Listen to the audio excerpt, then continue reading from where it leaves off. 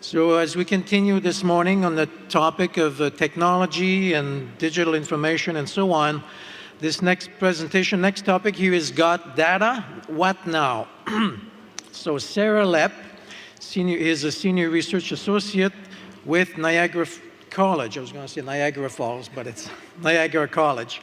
Sarah is the Senior Research Associate for the Precision Ag Technology Research Division at Niagara College and is currently pursuing graduate studies in environmental science at the University of Guelph.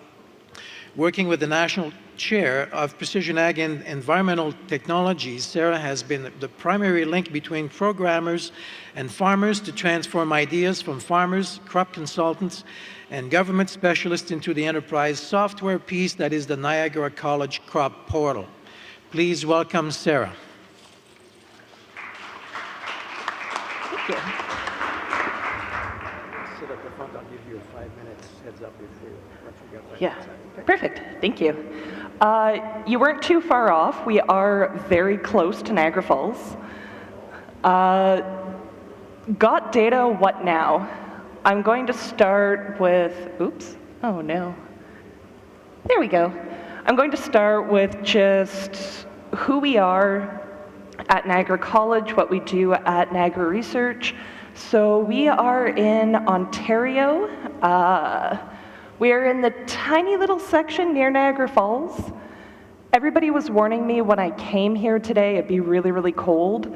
When I left, it was about -20 at home. I come here to -7. It's almost balmy. It's like practically warm. Yeah, it's supposed to get a lot colder, right? But we experience a lot more warmth there. We've got a lot of fruit trees, we've got vines. Now, at Niagara College, we have a pretty broad curriculum. We have tons of different programs, but along with doing lots and lots of different programs, we also do research. We do research in food, drinkables, manufacturing, agriculture, and the environment. Now, me personally, I am the Senior Research Associate of the Environmental and Ag Division. What we do is we take computer programs, GIS, and a lot of robotics to create products. How it works is a company, usually a small or medium-sized company, or maybe a government organization will come to us. They'll have an idea, or maybe the start of something, and they'll want something built. They come to us with their idea, and we build it for them. It could be a computer program, it could be a prototype, it could be anything that they want. We create it, we give it to them, and they go make money with it. So the whole idea is small and medium-sized companies come to us, we help them, they take all the intellectual property and they go make money, and our students get to benefit by having a lot more hands-on experience building and working with companies. So, that's a little bit about the college. Now, got data, what now? I'm assuming there's farmers, maybe there's some crop consultants today, and you have data files. A lot of them are in proprietary formats, so John Deere, or maybe you have shape files or plain text files. And the whole idea is you have this data, what do you do with it? What can you do with it? Well, what we have and what we've been building at Niagara College is something called the Niagara College Research and Innovation Crop Portal. And the Crop Portal, it's a free tool that farmers, researchers, and crop consultants can come upload their data and work with it and try and make sense of it, or at the very least visualize it. So, let's say you have a yield file. This particular file was harvested in 2002. It was provided by Rick Willemsey. He's one of the farmers we've been working with for quite a few years now. Rick, he's a mine of information, and the only reason I'm showing you his data right now is because we have extensive data sharing agreements with him. He signed everything. We have lots and lots of permission from him. Otherwise, when you sign in, or if you were to work with us, you have your own login. You have complete privacy. Only you can see your data. Nobody else can, and you can't see anybody else's. Thankfully, I have some data to demo for you today. So this is a crop yield. When Rick was harvesting this, most combines, if they're equipped with the sensors, they will collect data every 5 or so meters or every 16 feet. And usually, so they'll be collecting data every 16 feet, and you've got a 30 or 40 foot swath. Each of those data points has yield, it has time, it has moisture content, it might have wind, it might have elevation with it. These files have so much data attached to them. And when you have a yield file, it looks up there, it looks like a pretty solid image, but it's actually a collection of points. In the very center, you can see that point collected about 73 bushels per acre. The green points a little more to your left, they're up at about 150, 170 bushels per acre. So the whole idea is you get to see your data, and not just the colorful highs and lows. So you have, the green parts, higher yield, you have these red parts, lower yield, but you also get this histogram. The histogram shows the distribution of yield over your field. It's neat because it shows things like not just how much, but most of your yield is coming from about 90 bushels per acre. So it's a good visualization tool. The idea, though, is when you collect yield data, there's going to be outliers. He collected about 0 to 300 bushels per acre. I've had yield come in that goes from 0 to about 1 million bushels per acre, which, that'd be awesome. You'd be done for the season. But those 1 million values aren't real, so you take them out to better visualize and better understand what your data is doing. Now, in this particular field, it goes from 0 bushels per acre to about 300. But you can see there's a gap. At about 170 bushels per acre, there's not a lot of points. So just out of interest, I cut off all the data above 170 bushels per acre. The reason that I did that is to really emphasize the patterns in your field, because today I'm going to be talking a lot about patterns and what you can get out of patterns within your data. So you get a lot of red, which is true. Your headlands are low, and you've got some low areas in your field. But when you pull out some of those values, that's when you get a better representation of what your data's actually doing, or what your field looks like. Now, this is an example of yield that were collected in 2002. He's also uploaded soyas from 2007, wheat from 2008.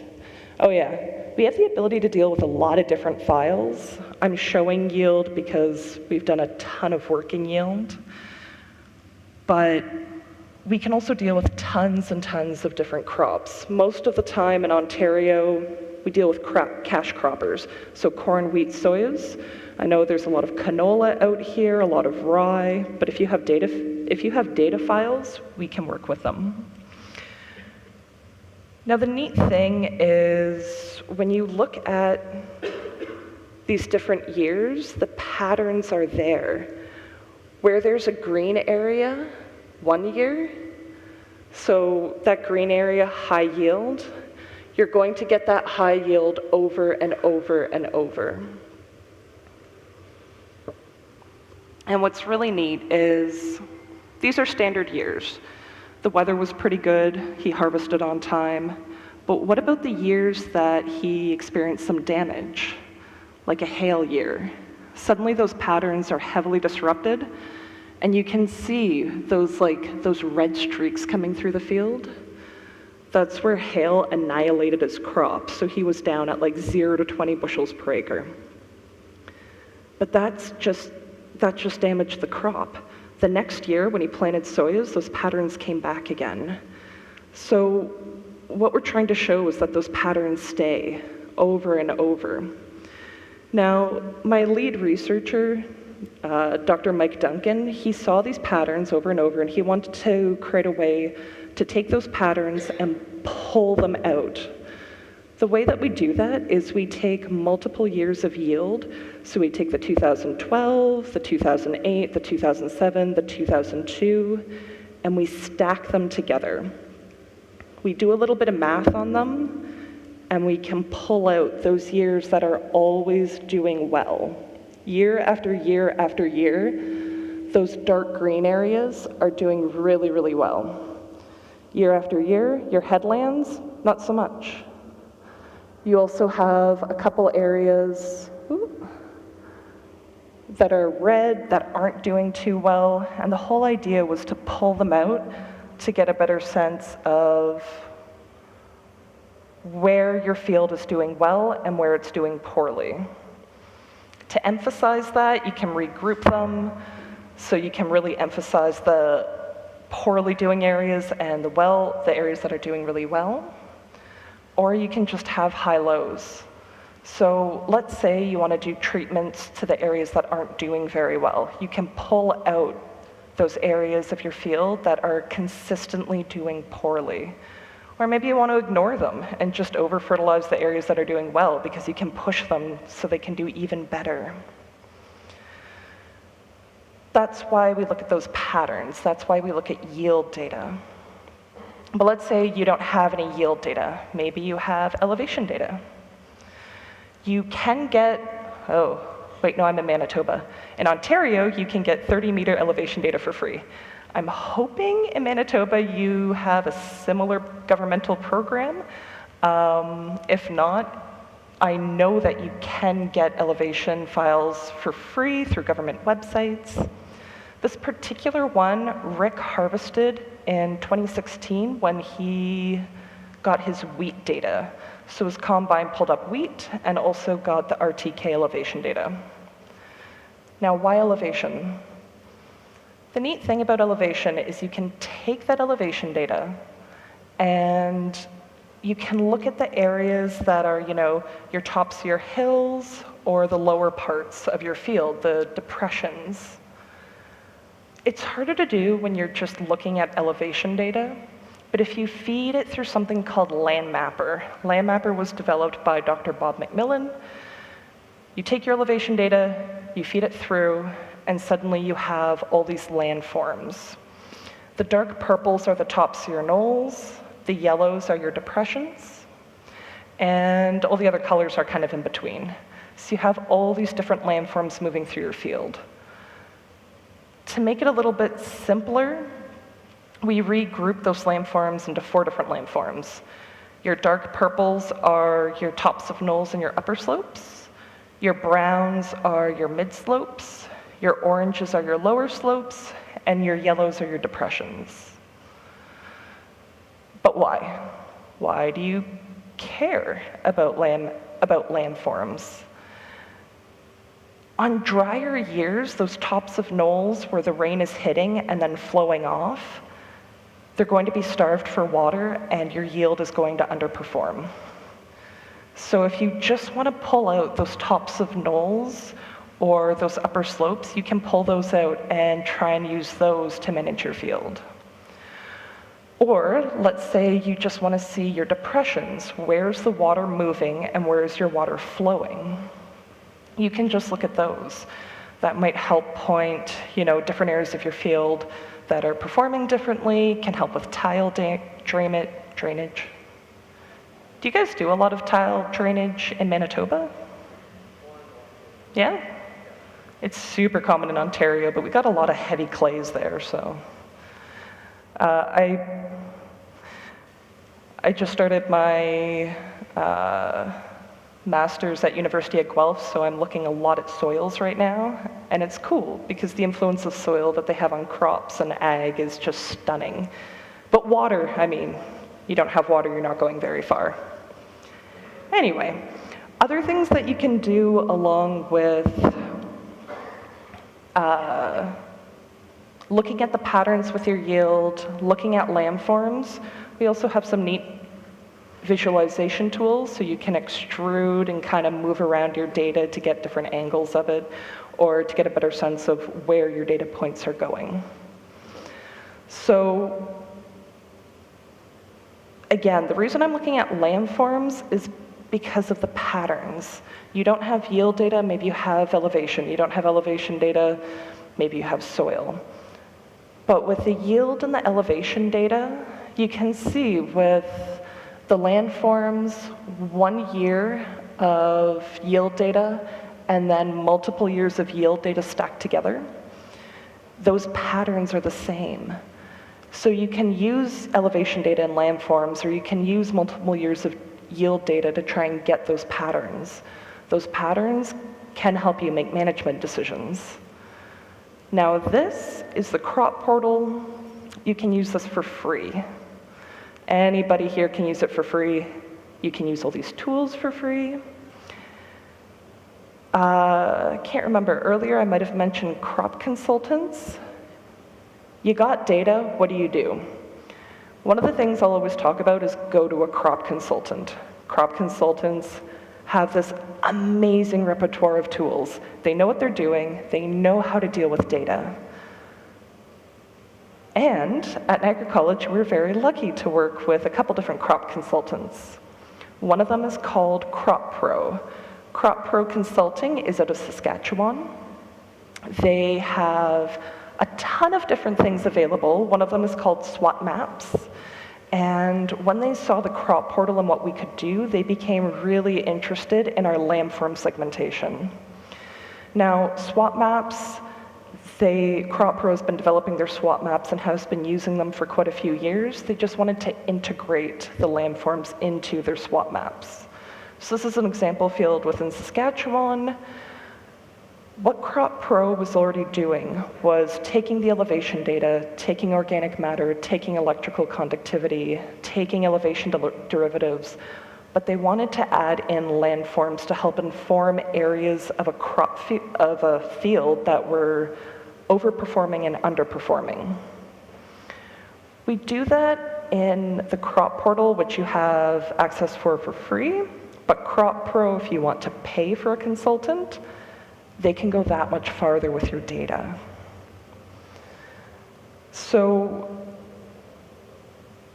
I'll always say, talk to a consultant or consider going to a consultant, but if you're interested in doing something with your data for free, you have these options.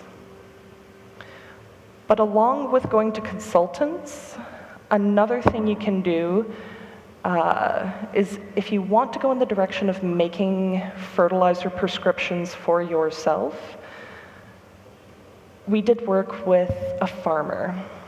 Now, all these fields come from Rick Willemsey.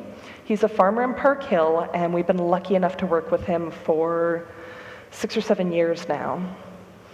Back then, he had a spreadsheet. He had an Excel spreadsheet where he would take yield data, soil data, and past years of fertilizer data, put them together, and create prescriptions for himself. But he wanted a better way to do it, and he also wanted to sell it. So he created something called Reservoir X.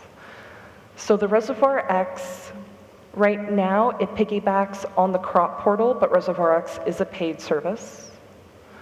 How it works is you upload soil maps, you upload yield maps, and if you have them, you upload previous fertilizer maps.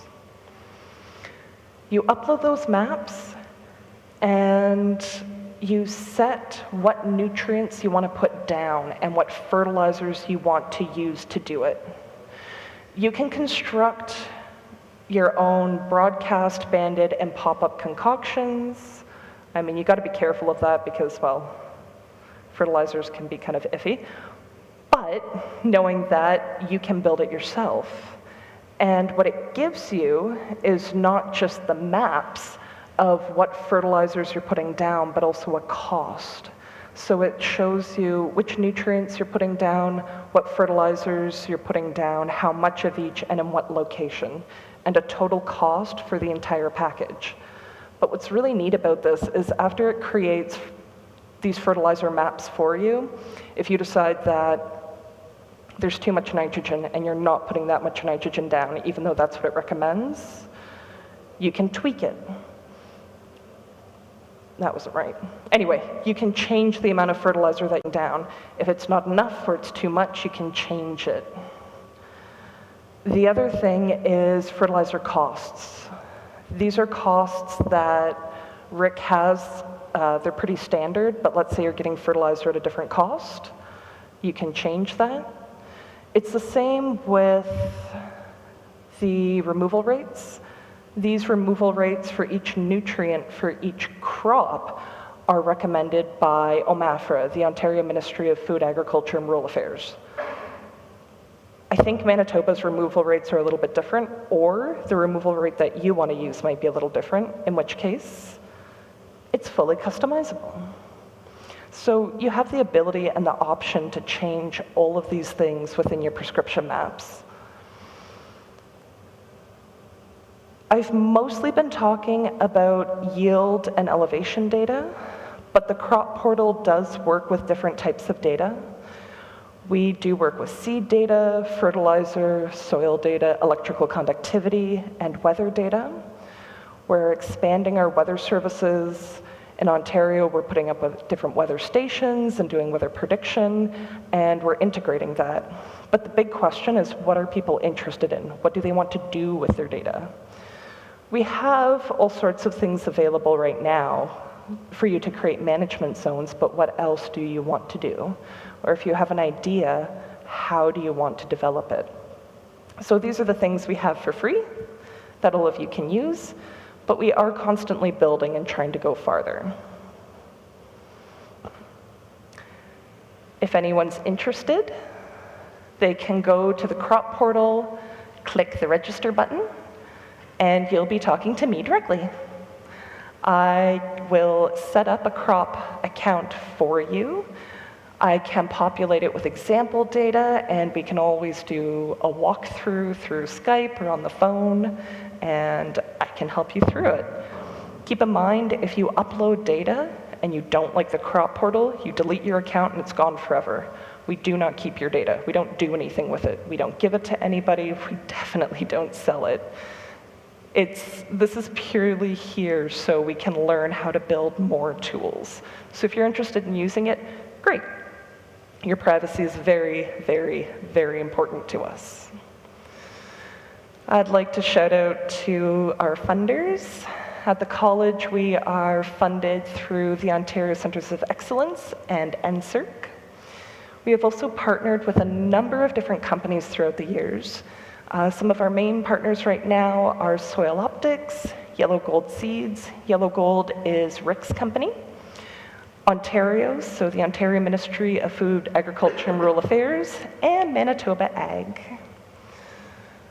So if you're interested in even taking a look or having a walkthrough of the portal, you can register, send me an email, or you can message me on Twitter. I'm the AgTech Chipmunk. Thank you. Are there any questions? Let's give a good hand here for Sarah, right? Thank you. And we're well ahead of time again, and I see there's quite a few younger people in the audience. I'm not sure if they're ag students or young farmers or what, but we should have some very good questions here this morning. At least I'm looking forward to that. So do we have questions? Yep. Yep, go ahead.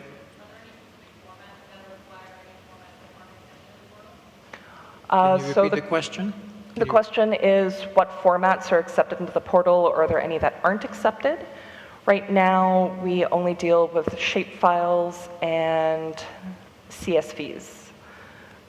We want to expand to using John Deere files or Case IH, but it's tricky because they don't want to release their proprietary formats, which is why we use shapefiles or CSVs.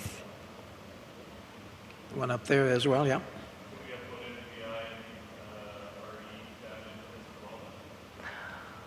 Question is NDVI or? So we're working with different satellite data right now.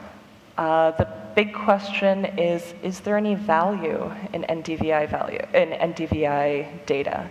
There is, definitely. We've just found that there's more value in crop data and elevation, which is why we've focused on that, but we are expanding to deal with NDVI and different satellite data. Good question. By the way, I'm expecting good questions for the more experienced farmers. I meant no disrespect before when I said the young farmers would have some good questions. I'm sure the more experienced ones will have some very good ones as well. More questions? Up here? Yep. Ooh, that's a good question. So why is electrical conductivity important? What can we do with it? Right now, we can visualize the data. I know CCAs who use electrical conductivity. For instance, I talked about CropPro. CropPro definitely uses electrical conductivity and a couple other factors in their SWOT and other maps.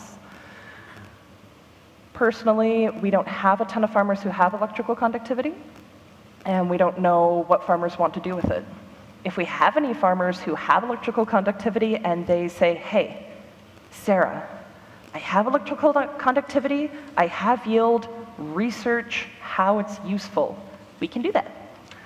So we can figure it out. Right now we can just visualize it. If there's more interest, we will do more though. Yeah. More time for questions? I have one. One of the images you were showing before, the yield data from one of the first slides, one you often see on the headlands, yields are lower. Oh yeah. Do you know why? Is it because of data collection? Is it like because of the combine turns and it's poor data collection there, or is it actually something physical, like compaction or weeds, or what would it be? Or too many deer? We have a deer problem. We have a huge deer problem in Ontario. You guys might too. Yeah, we do sometimes, yeah. Yeah, we don't have enough predators. Or, well, we've killed off the predators. So, quite often in the headlands, you have lower yields. One, because of, the big one is compaction. You're constantly turning around. Soil's compacted, you're going to get a lower yield. The other is outside influences in the headlands. So you have deer, you're too close to a road, there might be too much salt.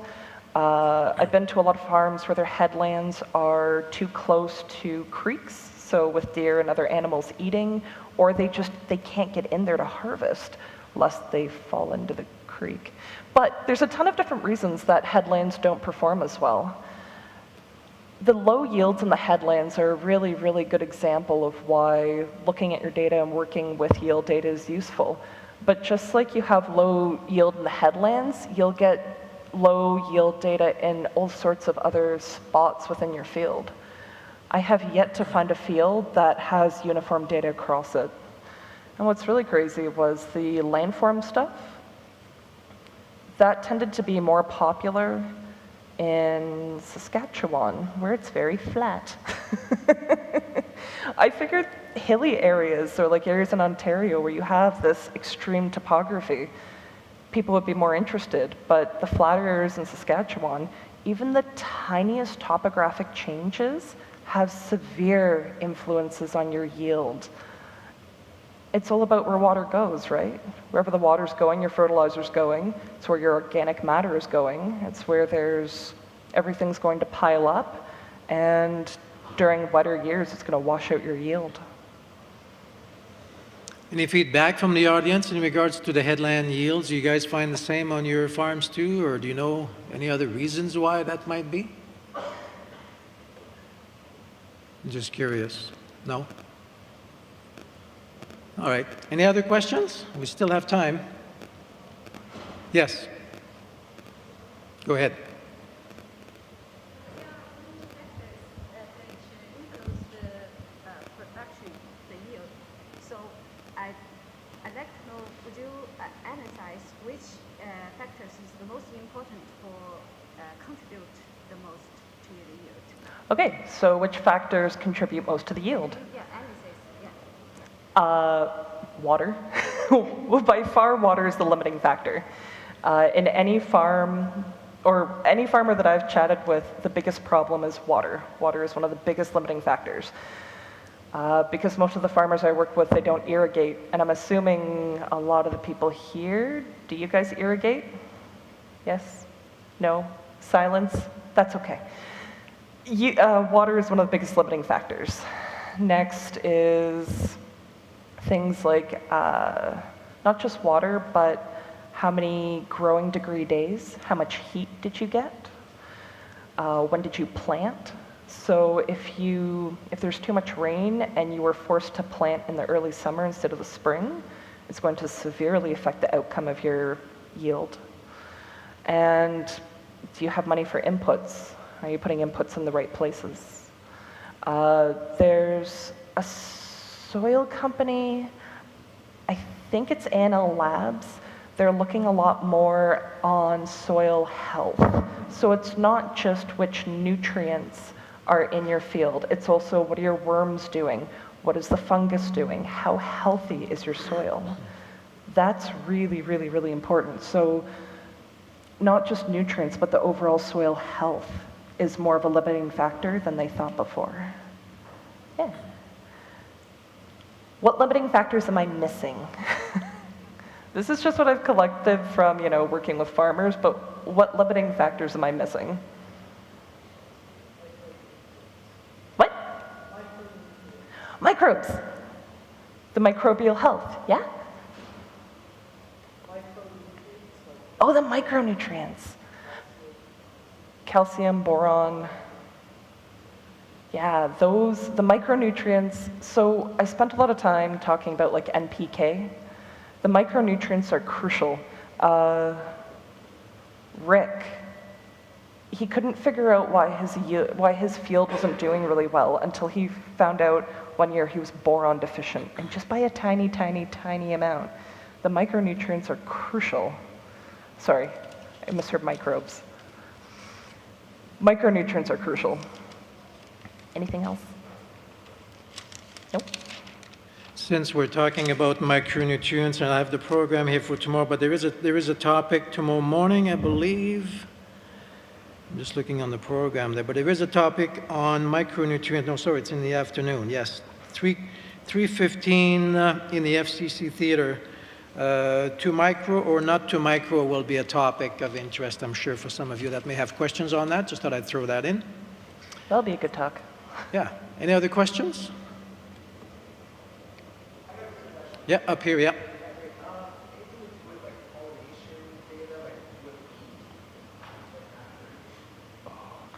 Okay, so the question was on pollination data. How would you collect pollination data? I like it though, this is interesting. Or you mean the placement of bees in a field and how that might impact if the yield might be changing based on that location? Okay, so at Niagara College, we just started a bee program. And one of the beekeepers, he was explaining to me, the movement of a hive and the security of a queen. And what he would do was at night, after all the bees have gone into the hive, he would take the hive and move it to its next location so they could be pollinators for that, whatever that crop was. Usually sunflowers are really popular. But what would be really neat is to put, a little GPS on the hives, or if the beekeeper was to take a GPS of wherever they put down the hive that day, or if they put down multiple hives, so you know where the bees are coming from. And then look at the pollinator location to see, is it influencing higher or lower yields within the field? I know there's been a couple years, I talked a little about hail damage. Rick has had a year where it was too dry and there was no wind. Even when the corn opened up, there was no pollination and he lost the crop because there was no movement. Like usually he relies on wind, right? Like cash crops, you don't have bee, well, there are insects, but you rely more on the wind. There was no wind. He got no pollination happening, which was very stressful. But for other types of crops, beehive location would be really interesting. That's something else we could integrate, and we can definitely do research on. It's more what people have interest in. What do they want researched? What direction do they want to go in? We've spent so much time on elevation and yield because that's the data we had available to us. That's what we got to research. And this is what we put together for use. But yeah, we can go in any direction. So my understanding is this crop portal is basically a GIS program running in the background that growers can load up information and use that worth thousands of dollars they don't have to have on their laptop or computer, right? Basically, is that what that is, in a sense? As long as you have an internet connection, you can access it, yes. Right. So it's basically accessing a powerful computer program to do mathematics, whatever, and stuff like that. Okay, Yep. good. One last question, if there is. Going once, twice, gone. Thanks for your time this morning. Thank you, Sarah. And let's give her a good hand of applause again.